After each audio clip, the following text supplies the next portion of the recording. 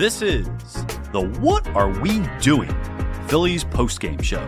There is home field advantage, and then there's Philadelphia. We won the game. That was great. Let's go. What a catch. Philadelphia Phillies are your National League East champions. Recapping today's Phillies win, your host, Kevin Flannery. I have returned after a few days off. Wednesday, the Phillies lost. Friday, the Phillies lost. And today, the Phillies won. So eventually I return after they win a baseball game. It has rained every day since I did the last podcast. I did a podcast on Tuesday when it was nice and sunny. On Wednesday, it rained in the afternoon and evening. On Thursday, it rained all day. On Friday, it rained at points during the day. On Saturday, today, it is still pouring. Tomorrow, it's going to be raining. And Monday, it's going to be raining. And Tuesday, it's going to be raining. So, if you're in Pennsylvania area, just sit tight because more rain is coming. But for the Phillies, they score 3 runs today off of 6 shutout innings by Zach Wheeler. Duran gets his 9th save of the year. He's 9 for 9 in saves. Wheeler gets 6 strikeouts, 2 hits allowed, a walk in 6 innings. His ERA is down to 1.67 on the year. Kerkering got 2 strikeouts in the 7th. Brad Keller got a strikeout in the 8th. And then Duran closed the door with allowing a single and a strikeout to end the game. So Phillies win 3-0 on a Stott 2-run single in the 4th inning, and then an Adolis Garcia walk with the bases loaded to score that run. And Wheeler goes to 4-0. He's won all 4 of his starts so far this year. Phillies offense really didn't do too much. Harper went 3 for 4. JT 2 for 3. Bohm got a hit. Marsh was 0 for 3. He got robbed on a great play by Kyle Bazzardo at first base. So, yawn there. So, that was pretty interesting to see. Otherwise than that, the Phillies are 500. Little recap yesterday. So, in this 3-game series so far, the Phillies have only scored 4 runs, and the Phillies have only scored 3 runs, and the Guardians have scored 1 run, and the Phillies lost one of those games. The Phillies have got shut out, and they shut out the Guardians. So, hopefully tomorrow that's not the outcome, and we have a couple more runs either way. Now, Painter, hopefully he pitches well tomorrow. We'll go all the way back to Thursday's game, which just did not go well at any point during the game against the Reds. The Phillies lost that one 9-4 they were winning 1-0, and then they were down 5-1. Then they came back a little bit, and then Stewart hit a home run in the 9th to seal it away 9-4.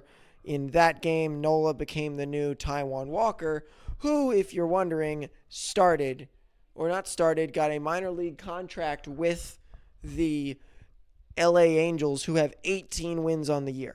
So Phillies, struggling offensively lately, but I haven't really watched much of the game, so we're going to go to the day game notes, going all the way back to the 19th.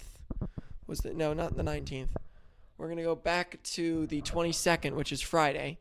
Sanchez, I forgot to mention this. Sanchez scoreless inning streak is at 37.2 innings, second longest in Phillies history.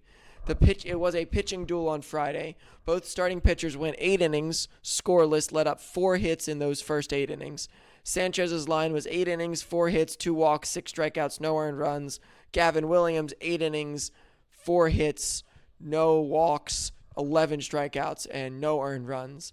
Sanchez went 7 innings against the Rockies, then 9 innings against the Pirates, and then 8 against the Guardians. It was Sanchez's day.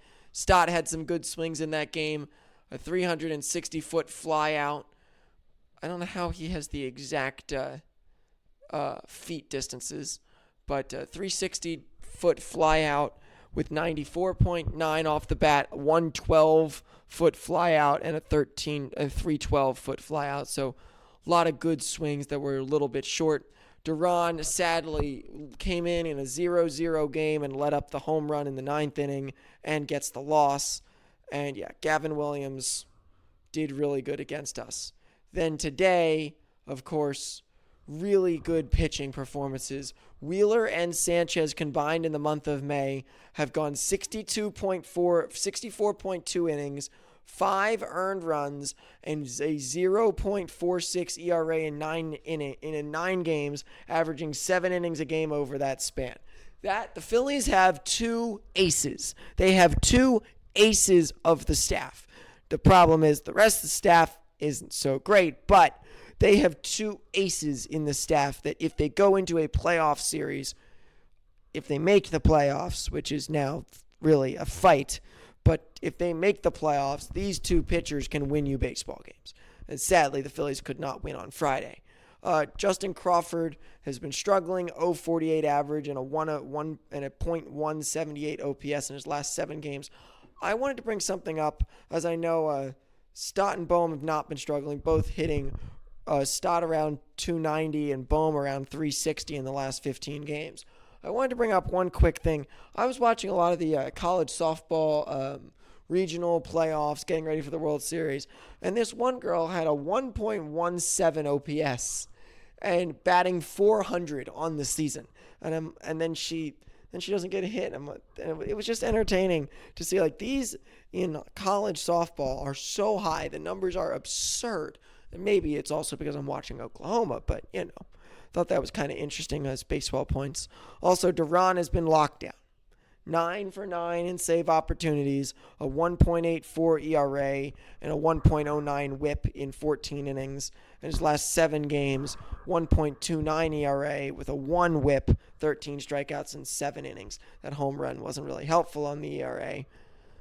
But it is what it is. So, Phillies win today, lost on Friday. They go for the series win against the Guardians on Sunday before they head out of this rainy, miserable place and out to a beautiful San Diego. They're not favored at all for good reason. Parker Messick will go, or Messick, Messick, will go for the Guardians. He's 5-1 with a 2.45 ERA and a 1.02 whip in 58.2 innings, and Painter, who's 1-4 with a 5.77 whip, 5.77 ERA, a 1.49 whip, and a 43.2 innings pitched. So we'll see what happens. Hopefully the Phils can come out on top at 1:35 p.m. tomorrow. Have a great night, everyone, and I will see all of you